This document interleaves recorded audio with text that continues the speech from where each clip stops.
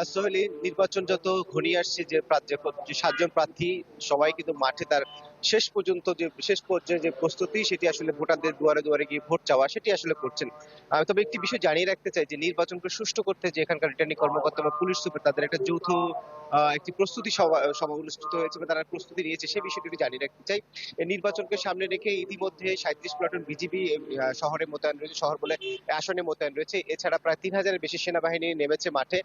২,৭34 জনের মতো আনসার মোতায়েন আছে। এছাড়া পুলিশ যে রয়েছে প্রায় ১,২১২ জন পুলিশ কেন্দ্রে কেন্দ্রে মোতায়েন থাকবে। এই বিষয়টি এসে কেন করছে সেটি একটু বলতে চাই যে রাঙামাটিতে ২১৩টি ভোট কেন্দ্র রয়েছে, তার মধ্যে ২০টি হচ্ছে অতি গুরুত্বপূর্ণ বা ঝুঁকিপূর্ণ কেন্দ্র এবং ১৪৯টি কম গুরুত্বপূর্ণ বলা হয়েছে এবং মাত্র ৪৪টি কেন্দ্র সাধারণ কেন্দ্র। এই যে ১৬৯টি ব্যাপক ২১৩ এর মধ্যে ১৬৯টি কেন্দ্র অতি গুরুত্বপূর্ণ হিসেবে বিবেচনা করছে। সেই কেন্দ্রগুলোতে কোন ধরনের যাতে ঝুঁকিপূর্ণ তৈরি না হয়, ভোটাররা যাতে নির্বিঘ্নে ভোট দিতে পারে সেই প্রস্তুতি হিসেবে জেলা প্রশাসন বা রিটার্নিং কর্মকর্তারা এইসব প্রস্তুতির কথা আমাদের জানিয়েছেন। সোহেলি, এই ছিল রাঙামাটি থেকে আমার কাছে সবশেষ। জিয়া, ধন্যবাদ আপনাকে। দর্শক, নির্বাচনী প্রচারণার আরো খবর জানাতে বান্দরবান থেকে এই মুহূর্তে যুক্ত হবেন ইয়াসিনুল হাকিম। ইয়াসিন।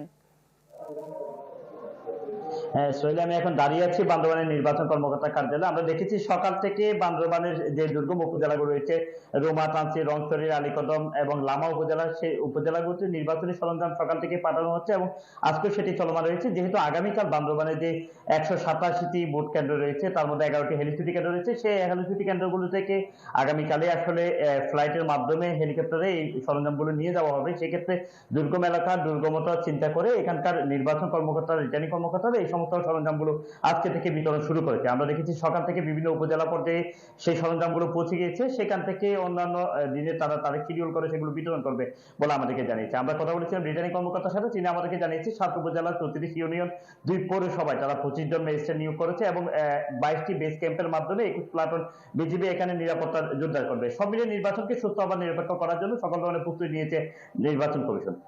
সোহেলি। ইয়াসিন, ধন্যবাদ আপনাকে। দর্শক, নির্বাচনী প্রচারণার খবর জানাচ্ছিলেন বিভিন্ন জায়গা থেকে সহকর্মীরা।